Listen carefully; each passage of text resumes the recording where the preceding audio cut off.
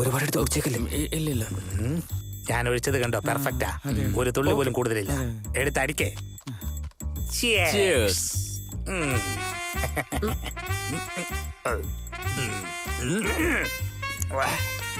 അച്ചാറല്ലേ? എന്താ സാർ ഈ ഫോട്ടോസ് എല്ലാം? ആരാ ഇവരൊക്കെ? എന്റെ അപ്പൂപ്പനാ, തൂത്തുക്കുടിയിലുള്ള എന്റെ അപ്പൂപ്പൻ. എന്റെ അച്ഛനാ, തൂത്തുക്കുടി പാപ്പാറാവു. അവരുടെ ചുറ്റുമുള്ള ആ ഫോറിൻ ഗേൾസ് ആരാണ് സർ? എന്റെ അപ്പൂപ്പൻ ഫ്രീഡം ഫൈറ്ററാടാ. ഫ്രീഡം ഫൈറ്ററാണോ? വിദേശികളെ ഭയപ്പെടുത്തി ഓടിച്ച വീരശൂര പരാക്രമി എന്റെ അപ്പൂപ്പൻ.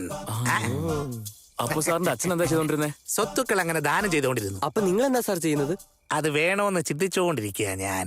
സാർ, ഇവിടുത്തെ ലേഡീസിനെ ആരെയും, ഐ മീൻ ഫാമിലി മെമ്പേഴ്സിനെ ആരെയും കണ്ടില്ല. എല്ലാരും നാട്ടിൽ പോയിരിക്കാം. അങ്ങനെ പ്രത്യേകിച്ച് ഫാമിലി ഒന്നും ഇല്ല എനിക്ക്.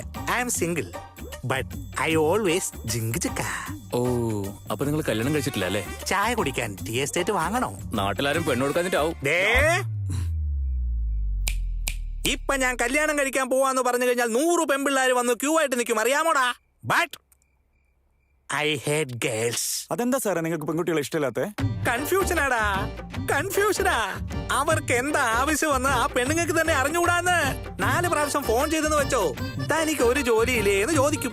ഇനി ഫോൺ ചെയ്തില്ലെങ്കിലോ, അപ്പൊ തനിക്ക് എന്നോട് താല്പര്യമില്ല അല്ലേ എന്ന് ചോദിക്കും. എന്തെങ്കിലും ഒരു മൂഡ് വന്നൊന്ന് തൊടാൻ ശ്രമിച്ചെന്ന് വെച്ചോളൂ, എപ്പോഴും ഇതാ വിചാരമല്ലേ എന്ന് ചോദിക്കും. ഇനി ഒന്ന് തൊട്ടില്ലെങ്കിലോ, തനിക്ക് ഒരു റൊമാൻസും ഇല്ലടാ കിഴങ്ങാന്ന് ചോദിക്കും.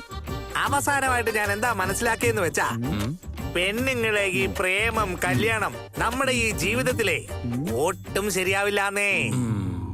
I mean time and money waste. മനസ്സിലായോ പറഞ്ഞത്? ഇനി ഡീറ്റെയിൽ ആയിട്ട് പറയാം, അങ്ങോട്ട് നോക്കേ. എന്റെ വീടിന്റെ അടുത്തുള്ള എസ് ഐയുടെ വീട്ടിലോ?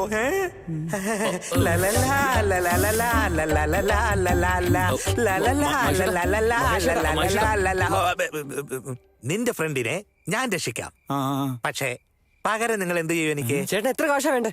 ആര് ചോദിച്ചാ നിന്നോട് കാശ്? നീ പറയടാ, നിനക്കൊക്കെ കാശ് എത്ര വേണമെങ്കിലും ഞാൻ തരാടാ. ചേട്ടാ, അപ്പൊ പിന്നെ എന്താ വേണ്ടത്?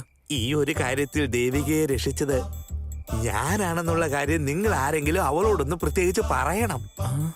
ഒരു ചെറിയ ഇഷ്ടം തോന്നുന്ന പോലെ പൊക്കി പറഞ്ഞാ മതി. അങ്ങനെ പറഞ്ഞ മഹേഷേട്ടൻ നല്ല ആളാണ്. മഹേഷേട്ടൻ തങ്കപ്പെട്ട മനുഷ്യനാണ്. മഹേഷേട്ടൻ വലിയൊരു മനുഷ്യനാണ്.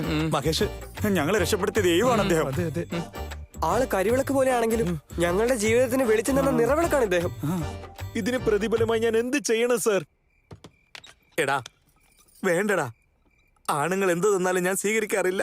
മഹേഷ്, നിങ്ങൾ മാത്രമില്ലായിരുന്നെങ്കിൽ എന്റെ ജീവിതം ദുഃഖക്കടലിൽ മുങ്ങി താന്നു പോയേനെ. അയ്യോ, ദിവസം 1 മണിക്കൂറെങ്കിലും എന്റെ കൂടെ ചെലവഴിക്കൂ.